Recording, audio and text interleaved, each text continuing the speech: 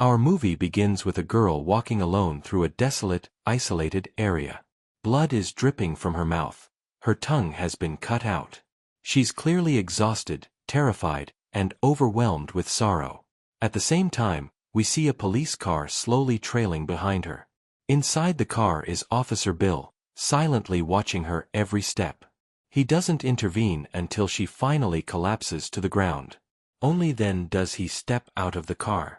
He offers her water, but strangely, he also hands her a gun, with a single bullet. Calmly, he tells her she has one chance, just one, to kill him.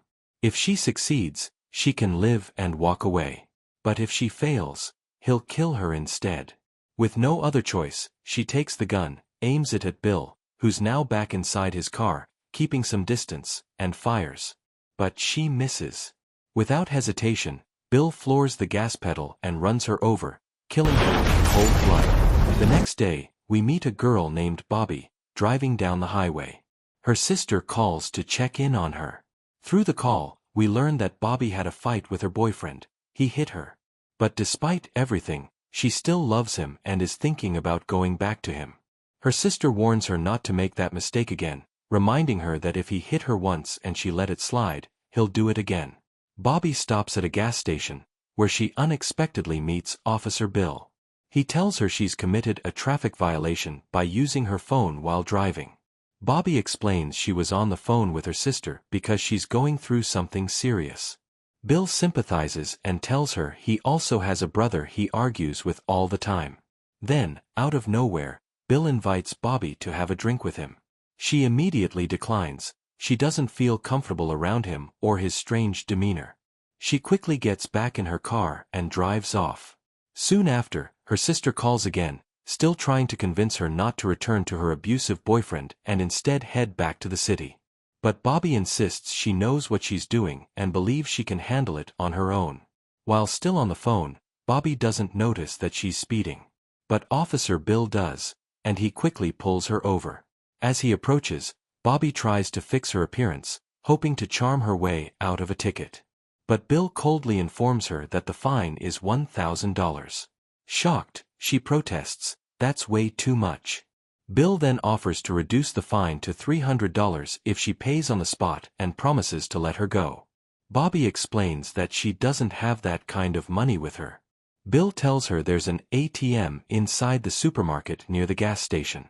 That's when Bobby starts realizing something isn't right.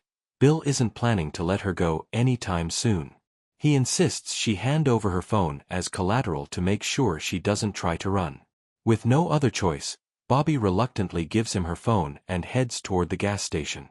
She wonders why he didn't ask for her ID or anything more official. But then comes the real shock. The store clerk tells her the ATM has been out of service for over a week. And that's not all. He warns her about Officer Bill, saying he's the only cop in the area and that he pulls this same stunt on many women, luring them back down the road. It suddenly hits Bobby. She's walking into a trap. She rushes back to her car and speeds off. But Bill, parked on a high overlook, sees her escaping.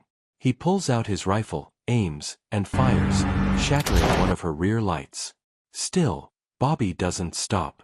She keeps driving. But Bill is already on her tail again. He catches up, forces her to stop, and arrogantly asks why she tried to run.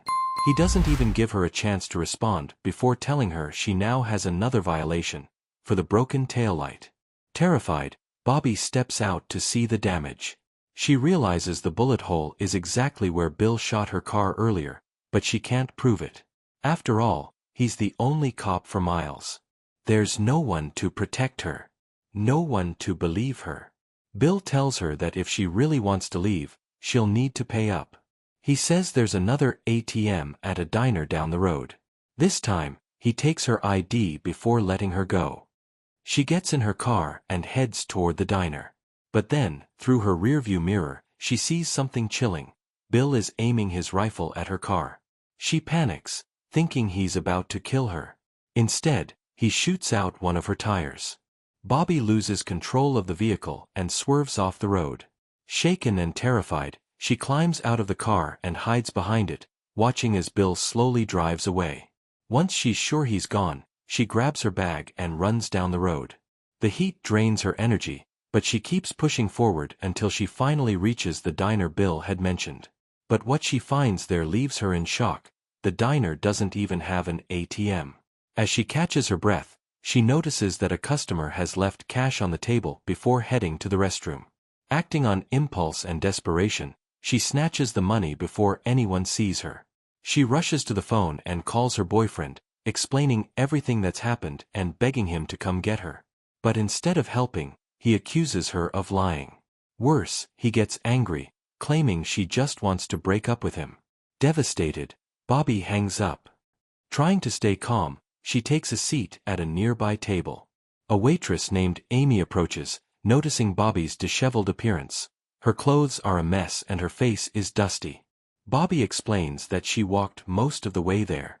Just then, the man whose money she took returns from the bathroom. Realizing his cash is missing, he complains to the diner owner. Suspicion immediately falls on Amy. Suddenly, Bobby sees Bill outside the diner. Panic grips her again. She bolts toward the bathroom, hoping to escape through the back. But the door is locked. She tries to break the window, no luck. Thinking quickly, she picks up the phone and makes a fake emergency call to the police, reporting a crime in the same area. There is no crime, but Bobby knows the report will trigger a response from Bill, who's the only cop nearby. Sure enough, Bill leaves the front of the diner to investigate the bogus call. That's when Bobby seizes her chance. She slips out of the diner and runs.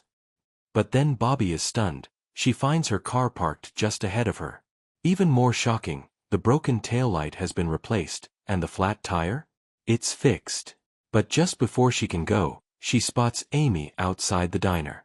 A wave of guilt crashes over Bobby. She knows it's her fault. Feeling responsible, she approaches Amy and offers to give her a ride. Amy hesitates, but agrees and gets in the car. As they drive, the two women begin talking, strangers bonding through broken pieces of their past. Amy opens up first. She tells Bobby that when she was a little girl, she once found drugs in her dad's pocket. That discovery would haunt her, eventually leading her down the same destructive path of addiction. Then Bobby shares her own pain. Her voice trembles as she tells Amy how her father used to beat her, regularly and without mercy, while her little sister was spared every time. You can feel how much it still affects her. Amy reaches over to comfort her, but before she can say anything, a gunshot rings out. Amy's head jerks violently, and she slumps over, dead. Bobby screams, paralyzed by shock. She stumbles out of the car, heart pounding, only to see Bill's patrol car racing toward her. She doesn't need to guess what happened. Bill killed Amy. Bobby jumps back into her car and speeds off. Bill gives chase again, ramming into her vehicle, trying to force her off the road. But she keeps going, refusing to give in. Up ahead, she spots a large semi-truck pulled over on the roadside. She slams on the brakes, jumps out, and runs straight to the driver, begging him to help her. The truck driver, seeing how terrified and disheveled she is, draws his gun and stands in front of her, ready to protect her. But Bill pulls up and spins the story, claiming Bobby is a murderer, and her friend's dead body is still in the car if he wants proof. The trucker hesitates. His eyes dart between them, unsure who to believe. That's all the opening Bill needs. He's lying! He shoots the truck driver and kills him instantly. Bobby screams again, horrified. She bolts back to her car and takes off down the road. Bill, without missing a beat, drags the trucker's body to the side of the road, props it beside the truck, grabs the man's weapon, and gets back in his car. Now armed and even more dangerous, Bill is back on the hunt. Bobby keeps driving, nerves completely shattered. Every car light behind her makes her jump. She's sure it's him. But luckily, it's just a stranger. Still, she knows Bill isn't far behind. Eventually, she spots a sign for a nearby garage. Desperate and out of options, she swerves toward it, hoping someone there can help. She enters cautiously, listening. Suddenly, she hears footsteps approaching. Her whole body tenses. She's convinced it's Bill. Grabbing a wooden plank, she hides and braces herself. As the person turns the corner, Bobby swings with all her strength, only to realize she's hit the wrong person. It's not Bill. It's Eli, a mechanic who works at the garage. Panicked, she apologizes and quickly explains what she's been through. Eli listens, clearly concerned, and reassures her that she's safe now. He tells her the garage owner is a kind man and will definitely help her once he returns. For the first time in what feels like forever, Bobby lets herself breathe. She sits with Eli, waiting. But deep down, she knows. This isn't over. Not long after, they hear a car pulling into the garage. Eli glances toward the sound and tells Bobby, "That's the owner. I'll go meet him." Before he leaves, Bobby asks where the restroom is. Eli points her toward a back room and steps outside. But when Bobby enters the room he mentioned, her stomach turns. It's not a bathroom. It's a storage space filled with bizarre tools and strange equipment, things that look more like torture devices than car parts. Her eyes scan the room in horror, and then she sees something chilling. Dozens of women's IDs pinned to the wall. Fear grips her like a vice. Suddenly, Bill appears, blocking the doorway. He gives her a mocking smile. "No matter how far you run," he says, "you always end up right where I want you." But the real shock comes when Bobby learns the truth. Eli is his younger brother. Bill explains that every woman who passes through this isolated town ends up just like her, hunted. He even keeps track, writing down how far each one ran before he finally ended it. Now, it's Bobby's turn. "How far do you think you'll get?" he taunts. Without warning, Eli sneaks up behind her and strikes her on the head. Everything goes black. When Bobby regains consciousness, she finds herself tied to a chair. Panic floods her body. Eli approaches and tries to touch her, but Bill yells at him to back off. Then Bill sits down in front of her, calm and cold, and starts explaining why he does this. He says he despises city girls, sees them as spoiled, untouchable, always out of reach for guys like him and his brother. It's clear, Bill is deeply disturbed, consumed by resentment and hatred. As he speaks, he picks up a sharp tool and cuts out Bobby's tongue, tossing it casually into a sink.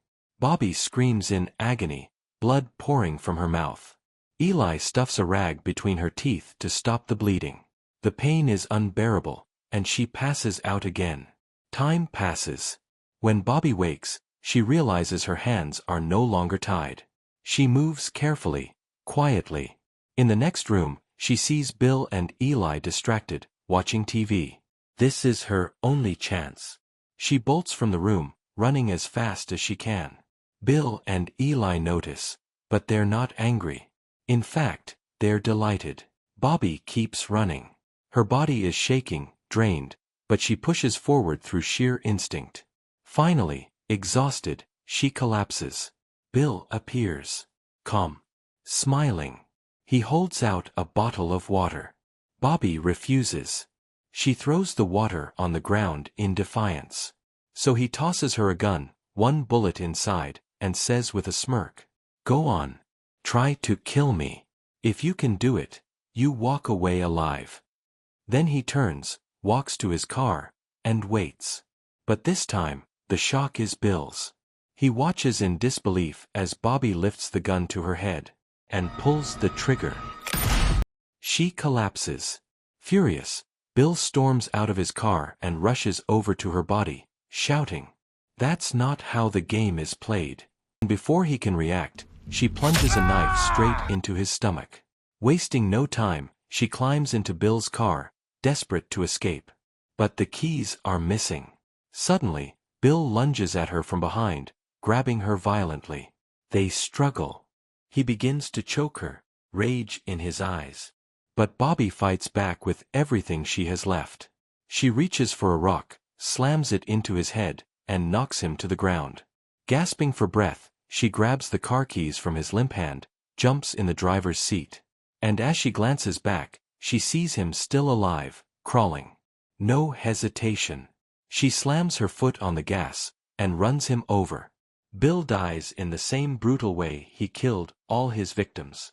Bobby drives back to the garage. She retrieves her severed tongue, placing it carefully in a container filled with ice, hoping that a surgeon might be able to reattach it. But just as she's about to leave, Eli shows up, ready to finish what his brother started. Bobby, summoning her final ounce of strength, ending his twisted life. In the aftermath, Bobby gathers all the IDs of the murdered girls from the wall, taking them with her as evidence of Bill's crimes, and maybe, to help the families still searching for answers. As she drives toward the city, her phone rings. It's her boyfriend. She stares at the screen for a second, then tosses it out the window without a second thought. She's done with him. With the past. With everything. She keeps driving forward, into freedom.